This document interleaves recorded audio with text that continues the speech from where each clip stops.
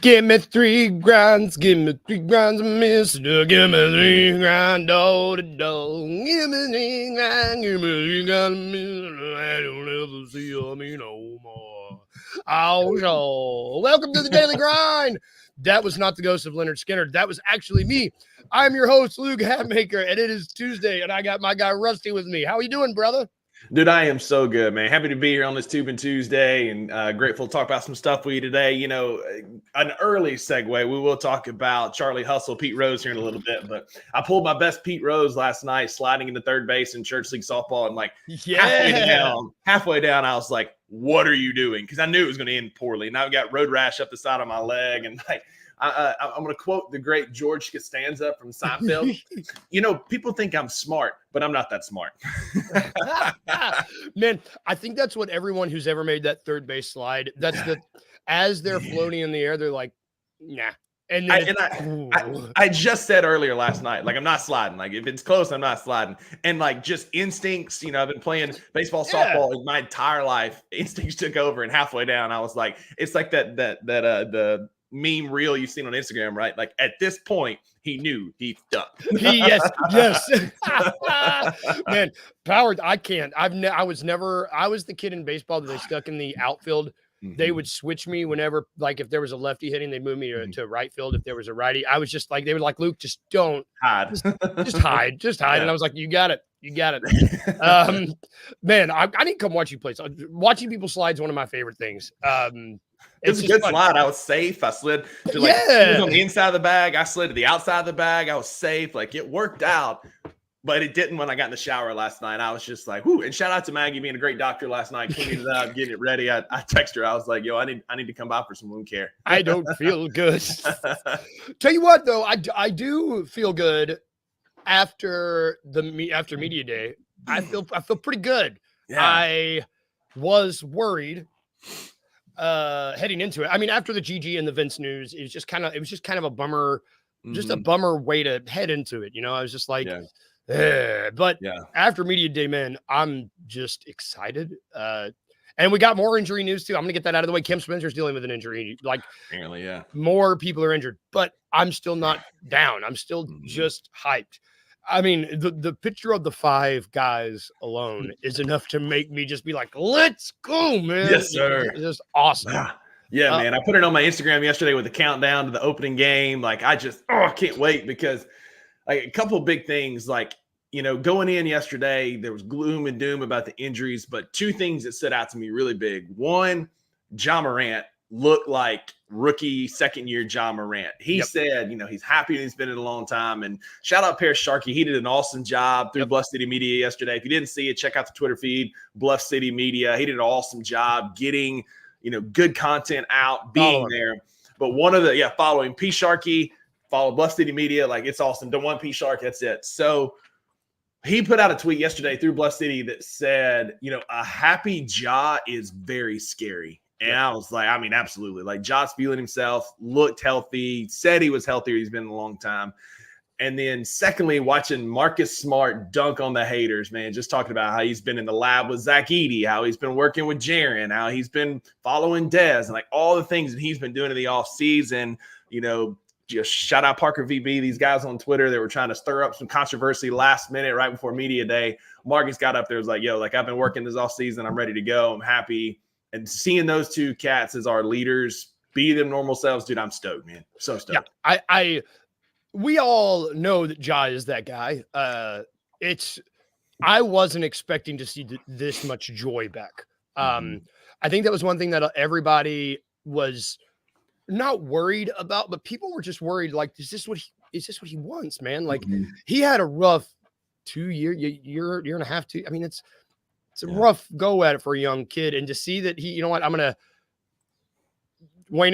everyone looked great, good mood and focused. And that's what you want, man. When you're coming from a season as tumultuous as the one that the Grizzlies just had, you want this. You want laser focus. And you need your guy. You need Ja. If there's anyone that you need to show up and just be like, I'm happy, I'm healthy, I'm ready. It's awesome. And to piggyback off of you, Marcus, who essentially was our big acquisition last year. You know, it's like to have him just like you said, silence the haters, and just to not only silence the haters, but appear as if he has not missed a beat. You know, like appear as if he was the dude that was leading Boston to all those postseason berths time and time again. He'd be there ready to play ball, like hyping up the other guys, hyping up Edie, hyping up Laravia. I know you don't want to talk about it, but like he talked a lot about Jake Laravia. He is doing what the veteran leader needs to do. And when you have your veteran leader and your franchise leader at the head of the column, can't dislike that, you know? Agreed, man. Like for all the rumors and all the haters out there saying like, oh, he's doesn't want to be in Memphis. He's on his way out. That may be, but he went yesterday and put up a strong front, a good team atmosphere, good team vibe. And so, yeah, I mean, I've talked about on this show, on the $2 show, like there's a high likelihood that Marcus Smart is a piece that we move at the deadline. With his $18 million, we could really revamp this team. But what I saw yesterday tells me he's all in. He's going to hustle. He's going to be that guy, that glue guy that we need on that front line. And like for all you clowns out there thinking he wasn't going to start, he's going to start. He's going to hustle. He's going to be the backup one for a job. That's what we need. I mean, I'm just, I'm here for it. I think Marcus is going to be that veteran presence that we've always said we needed, right? Like we've always said, this team just needs a veteran leader. And it was Vince for a while. It was Tayshaun before him. D-Rose kind of tried to fill that, but he couldn't stay healthy. But Marcus being healthy and playing is going to be vital for this team. Yep.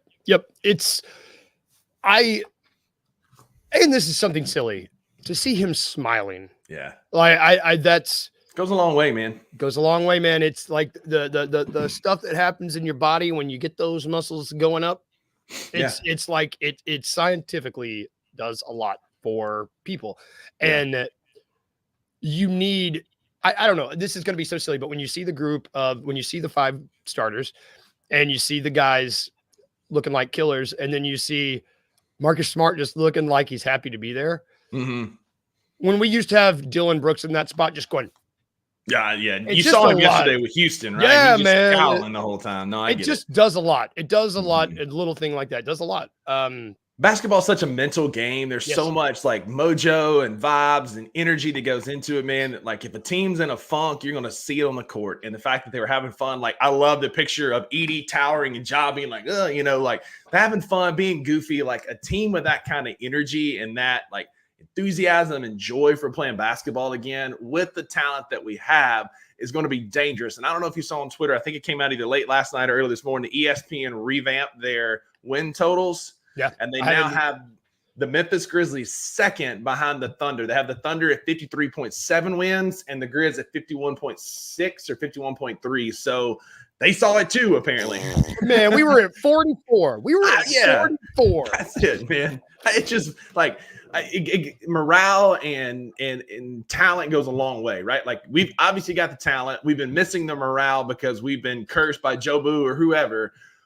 But seeing that energy yesterday was good. And to you Scottie Pippen nerds out there, and I'm one of them, I love Scottie Pippen. Like Kleiman was high on him yesterday, right? He said he's got an opportunity to earn that contract in training camp. He said, he went on and on about how I don't know how he didn't get Summer League MVP, which we all said, me, you, and Uncle Buck on this show this past summer. I mean, Kleiman said the opportunity's there for the taking, man. And so if Pip goes out and has a great fall camp, he might be your backup point guard. Yeah, well, and I want to – that's interesting because Kleiman, of course, was asked about those 2 roster spots, the open roster spots. And his answer, he's like, quote, I think realistically you'll see someone in the 14th spot before we start the regular season. Don't hold me to that. Not promising it. Over the course of training camp and preseason, we'll evaluate. It's just like you have to have someone. Yeah. It's just so funny because he's like, I don't know, maybe you'll find out. It's the perfect answer. And it does sound like, this struck me. Nobody seems worried. There wasn't like we talking about vibes.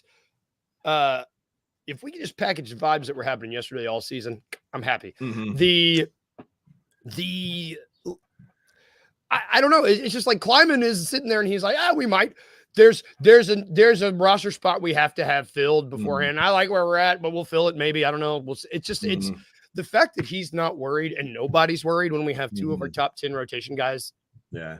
I don't know. It's just the fact after coming off last season and heading into this season, when you see guys falling, like getting hurt already, it could be really, really easy for dudes that played through that last year, like Jaron, like Dez, to come in and be down, to be upset. And you would have thought this team won a chip last year. They were just I don't know. I'm excited to see if it looked like they were recapturing that energy from 1 or 2 seasons ago. Agreed. And I'm right there with you, man. After watching, even over the last week and a half, watching DG and Anthony Sane from this network fight the good fight on Twitter with some of these spaces and these clowns that are talking about Kleiman needs to be fired and all this, that are clearly new fans. You weren't here for the Chris Wallace days and all that. So I don't want to hear that. But to see the confidence and swagger that Kleiman has sitting at that mic yesterday, just very nonchalant. Maybe we'll fill that spot. You'll find out. It just the whole thing was just a masterclass in confidence in your guys, and it gave me all the energy. I wasn't doom and gloom coming in, but I was curious how the vibe was going to be with Gigi being hurt, Vince being hurt, and then the fact that they announced that Cam Spencer's hurt, and it didn't even faze me because everything else was going so well yesterday. I was like, you know what? Vibes are at an all-time high. Let's go. We're good. It's oh, Cam's hurt. He's going to be fine. He'd be fine, man. We're fine. Marcus looks great up there. BC with his hairdo. Marcus got the new cut. We look good, man. He's going to be fine. It looks like the other just small takeaways before we shift gears. It looks like they are what's the French coach? I'm trying to find his name.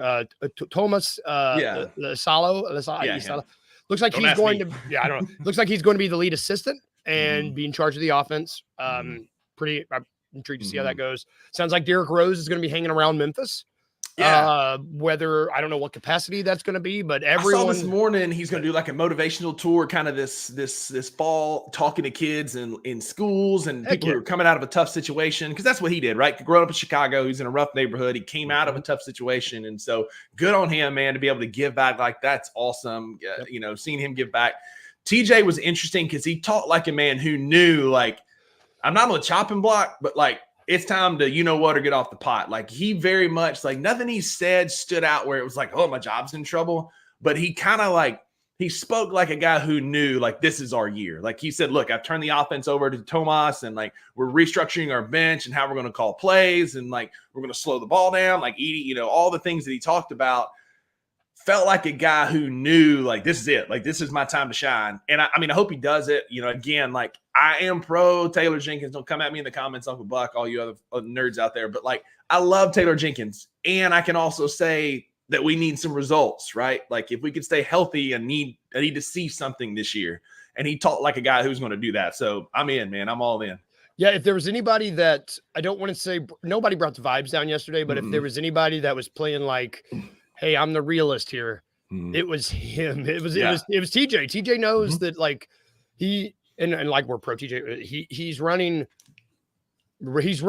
gotten more shots than most organizations give their coaches, and I think he realizes that. I love TJ.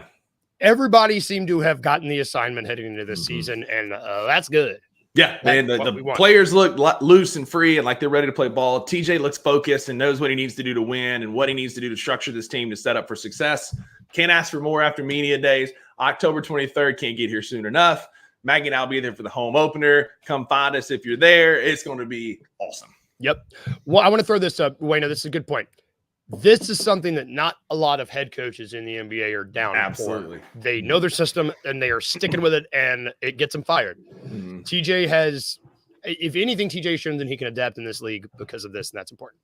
Yeah, I'm a known, not hater, but TJ realist. And the fact that he, recognized that he's a great defensive coach, he's not a good offensive coach or rotation guy, that he went and got those assistant coaches that can fill that need for him, tells me everything I need to know about the guy, and I'll go to war with him for sure. Yep.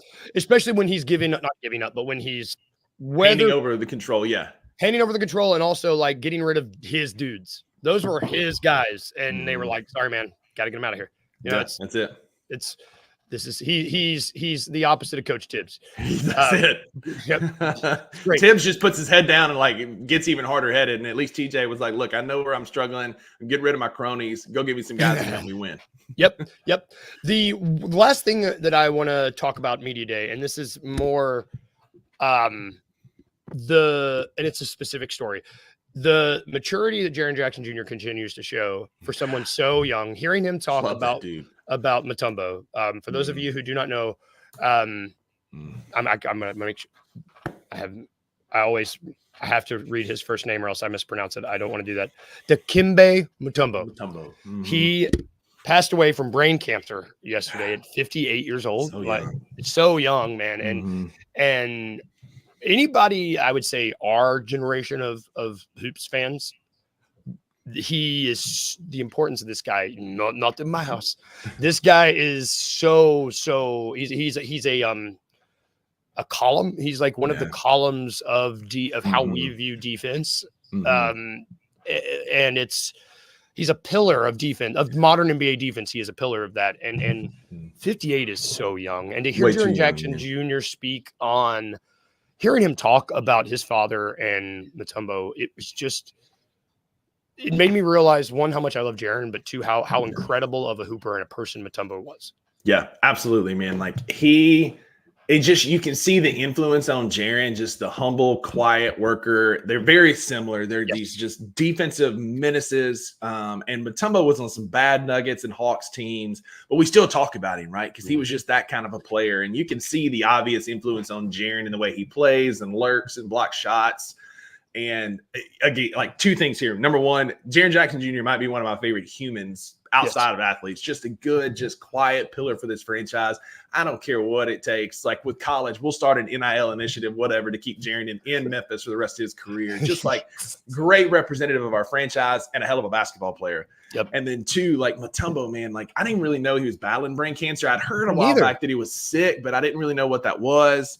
58 is super young, but there's a generation that, somebody throws something to a friend and you knock it down and give him the finger wag. I mean, like I gave the finger wag a couple weeks ago in the outfield in softball. Like I caught a ball, kind of gave a little finger wag to one of my buddies. Like it's just a thing. And he also produced one of the greatest commercials of all time. You remember that old Geico commercial where he was running around the grocery store and that kid throws that cereal box and he explodes it and says, no. I just like, Mutombo is just a pillar of personality. The wars with him and Michael Jordan, and just great humanitarian efforts that he did for his home country in Africa. Like we lost a really good one yesterday. That news hit me hard. I put it as my work status yesterday, RIP Dikembe Mutombo, and I had like 5 coworkers be like, "This is how I found out. There's no way." And I'm like, I'm reeling, man. I get it, man. And it was for sports, people who follow sports, yesterday was rough. I mean, we talked, we were like, hide all retired NFL players, because Pete Rose also passed away yesterday at 83. Not as young, not as trash. I mean, Pete Rose was old and had been, I think if you had watched him on any of the MLB shows as of late, he looked rough. Looked like he was rough. It looked rough, but still, you texted me that and I thought you were joking. I was like, there's no way Pete Rose died the same day as Mutombo. That doesn't make sense. And he did, 83, and still holds the record, right, for most career hits, which is crazy. Yeah. That's Charlie Hustle. Hustle, baby. He's not in the Hall of Fame. And as a fellow degenerate gambler, like, come on, man, like put him in the Hall of Fame. Like he didn't bet on his games. He bet on baseball. Like, and now, like I saw this perfect tweet this morning, actually. It was like, MLB mourns the loss of a great pillar of the Major League Baseball, Pete Rose, blah, blah, blah. This segment brought to you by DraftKings, the official gambling partner of the MLB. Like, we're in an era where you can bet on sports. Put him in the Hall of Fame, man. Like, just if there's ever a career that earned it, it's Pete Rose, man. Like, I understand you got to protect the integrity of the game and all that crap, but like, miss me with that, man. Most of your revenue now comes in through Vegas and gambling, so just put him in the Hall of Fame. Come on. It's a different story if he's betting on him, but he wasn't. He was just. I just the way that gambling is so ingrained in our culture as a whole. That one really, no, man. Put him in the Hall of Fame. It's tough, man. And like I texted you and my brother and my cousin on a group chat last night. I sent them the little gif of John Candy from the movie Great Outdoors, which is one of my favorites, when he's eating the steak and he's like, "Oh no!" And I said, all retired NFL players checking their mentions to see if they're next, because it was like, NBA, MLB, boom. I'm like, what is even going on? Like, we're awful day for sports yesterday. Awful day for sports. We lost the 2 of the greats in MLB and in NBA. Both and if I know people, the gambling stuff Pete Rose did back in the, people have their thoughts on that. You remove any of that out of the way, we're looking at 2 of the best athletes of their sport.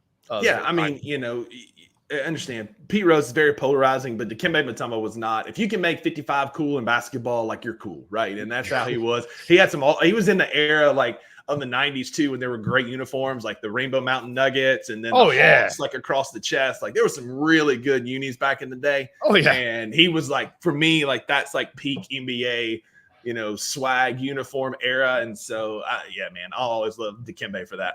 Yep. Man, 18 seasons too. Wow. That's that's wild. It's a for guy, a big man. That's wild for a big man that is, and that's, you take for granted how often someone's in your life in the sport when they play for that long. That's like, it, man. Like, I mean, a finger wag, which is the simplest 2 inches that anybody can move their finger, became like something globally known. Yeah. And that's cool. People our age, like, you can walk into any office, any friend group, anything, people our age, late 80s babies, early 90s, and somebody's going to do a finger wag at some point with some kind of joke or, messing around with their friends or whatever. And it's because of him. And he came from abject poverty in Africa and worked his way up and became a humanitarian for his home country and for the United States. He's just a really, really good human. More than anything, it's cool when people like that, you see them kind of transcend their sport, right? Transcend their sport, because like so many people they're making money, they're being athletes, and I'm here for it. Like, I'm not judging you, get your bag, I'm pro getting paid. But to see somebody then be able to stand and represent something so positive, again, man, like, I could go on and on about him just off the court. As great as he was on the court as a shot blocker, even better human off the court. So RIP Dikembe and Pete Rose for sure. Yeah, man, I'm very grateful. Real quick before we take a break, too, that you mentioned the Geico commercial. It's so silly, but like, that commercial introduced him to a whole nother generation of people that weren't aware of, and I think that it's so silly that it's a Geico commercial. But had he not been willing, I mean, he was just the fact that he was willing to do that, and the fact that wasn't an MVP guy, like, people know Dikembe Mutombo. Yeah. Like, everyone, our generation younger than us, it's just like, people get it. And you said it best, man. We lost a real one yesterday, and RIP, brother. We are going to take a quick break. When we get back, we're going to talk about fun things. We're going to talk about tubing. Not. I don't know what you're watching. I'm actually surprised. I have no idea. Got a few things. Okay, all right. Yeah, I got just like last week. I'm bringing you something to watch and something not to watch. I love this. I need to start doing this too. I'm going to see if I can think of something. If I watch, we'll take a break and we'll be right back. I think Jabari Smith Jr. and I don't want this to be true, but I almost feel maybe Tobias Harris, yo. What's wrong with Tobias Harris? We've had this discussion. All the guy does is give you a double-double, 20 and 10. Bro. That's it. That's it. Every night. Who? Tobias Harris. Stop that. Tobias Harris gives you a double-double 8 times a year. Stop that. What? He gives you 8 times a year. Listen, I'm a fan. And this is what I'm saying, because I continue to be like, he's a dude he's a tease. It's a tease. It's like, God, dog, he's sexy, but it just won't work.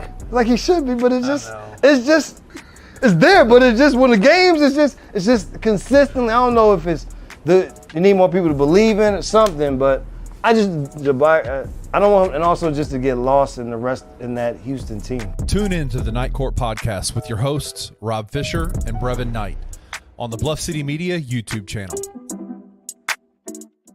I've always thought Norvell wasn't really that tight to me, because I was like, bro, this dude ain't it to me, bro. He left with the humility, and that's the only reason why people ain't destroying his ass right now. That 2019 year is what supplanted his legacy as like, he's the man.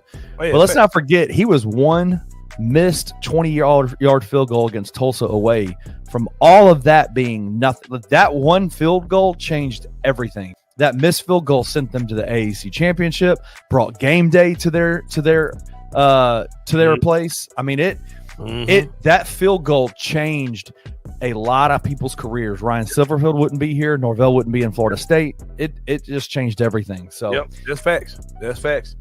Get him out of here. It'll put Memphis in the pole position to go and do what they gotta do to get to the college football playoff. If you win out, you got a chance to win out if you win this game against Florida State. How crazy is that going to be? It's going to be crazy. Tune in to the Anthony Sane Show Wednesdays and Fridays at 12 p.m. weekly on the Bluff City Media YouTube channel.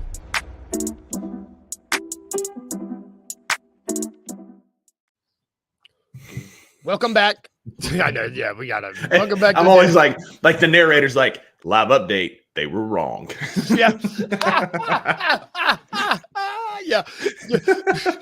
You're absolutely right. I got nothing to add. Welcome back to our show, BluffCityMedia.co. You can catch the Anthony Sane show, even though they were wrong on that take. They're not normally wrong. Not normally wrong. Not normally wrong. You can catch the $2 Sports Show. You can catch Night Court. No Bluffing had an episode last night. It was awesome. Those dudes are great.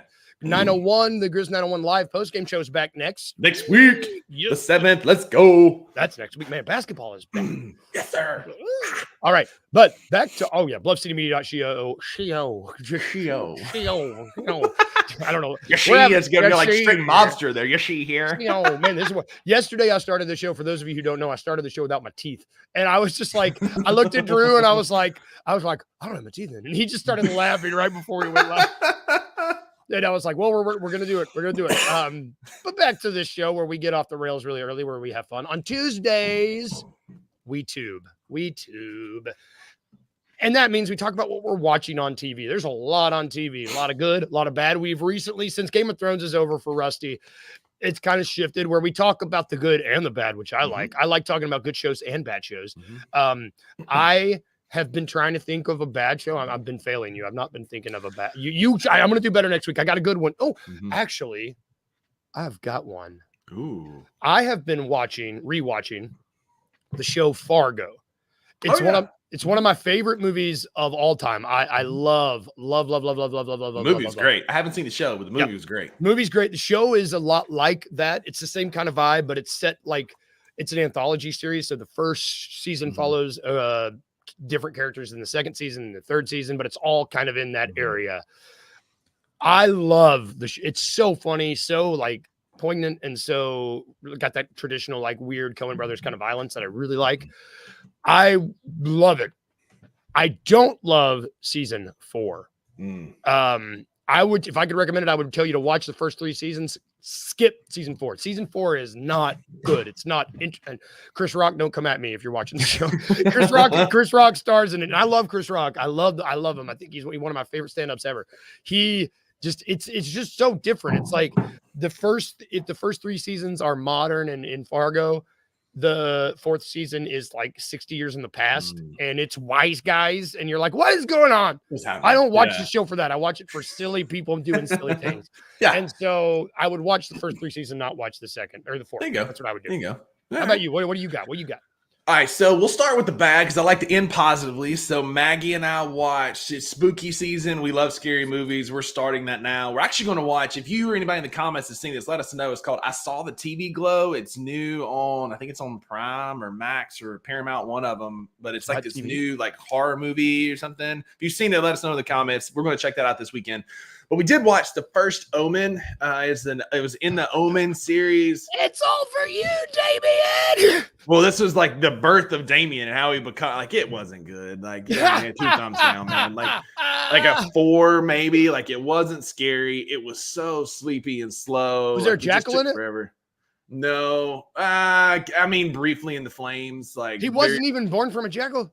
He was, but like you don't get to see, like you see a hand, you see like a clouded face. I'm spoiling it for y'all because I'm telling you not to watch it. And then it was like at the very end, like the room's burning and you can see the jackal in the flames. It's got it does a Game of Thrones connection here. The main character is the Lannister daughter. What's her name? Seriously? Goes off to Dorne. No, it goes off to Dorne. Myrcella. Yeah, so she's the lead actress in it. Bad, not good. Don't watch it. Bad. But do watch Your Honor. Again, I talked about last season 1 ended. We've started season 2. We're on season 2 now. It's like an episode and a half in, and it's just already there's so many things. So like in the first one, like it starts kind of simple, it blooms and comes to a head. It's already bloomed again. There's plenty more storylines going. So I'm telling you, man, it's on Netflix. Check it out. Each episode's less than an hour. It's awesome. Your Honor. Season 1's fantastic. I started season 2. Maggie and I remember watching it. We were talking about this the other night. And I think like I started watching it and then I started getting traction to move back home and got busy and kind of stopped. And so I only got like a couple episodes in. So like I've seen some stuff that kind of happened, but I'm getting to the point where I didn't finish it. And so I'm excited to finish it. Check out Your Honor on Netflix. It's 2 seasons. Bryan Cranston is amazing. Y'all talked about Breaking Bad yesterday. Yep. He's amazing in Your Honor. Check it out. Your Honor on Netflix. Bryan Cranston's the man, and I just need to watch it because Kyla loves it, and she told me she describes it as one of the best "What Would You Do" shows. Like if you were, my gosh, yes, I don't want to think about that. And there's so much like complexity to the characters because like episode to episode, you're like, oh, I kind of get it, and then you're like, what? Like it's just the character development is so rich, and as a you know a cinema nerd like myself, you and I are like. Again, like I got hate from it, you know, whatever. But like the cinematography is just beautiful. The angles are great. Like the music fits really well. It's just a really beautiful art project for a TV show. Check it out, Your Honor. Throw some drama in there too. It's awesome. Yeah. See, watch Fargo in Your Honor. You can get your daily dose of weird comedy violence and then really intense Bryan Cranston making you sweat. Yeah, that's great. And then don't watch Omen 1 because it's not a full jackal. No, it's not terrible. Don't watch it. Don't watch it. We support real jackals on this show. That's it. If you want to do it right. Put the real jackal in there. Come on. God. Find the real jackal and bring her in. That's what we want. And not just like an 8-second little, like looking through the veil in the flames. Like, give me the jackal. That's going to do it for our show today where we support jackals. We will be back tomorrow. We will go 3 deep. We're going to talk NFL. We normally talk NFL on Tuesdays. We're going to do it in the middle of the week because I lost fantasy this week. It wasn't fun. A lot of over 3, man. A lot of good. It's just not good. Not good for us. But go check out Jess Benson at Grind City Media. She's on right now. We'll be back tomorrow. Everybody have a good day. Everybody have great days. If we can leave you with anything, remember just to be a little weird, first thing. And second thing, remember to smile. See you guys. We'll be back tomorrow.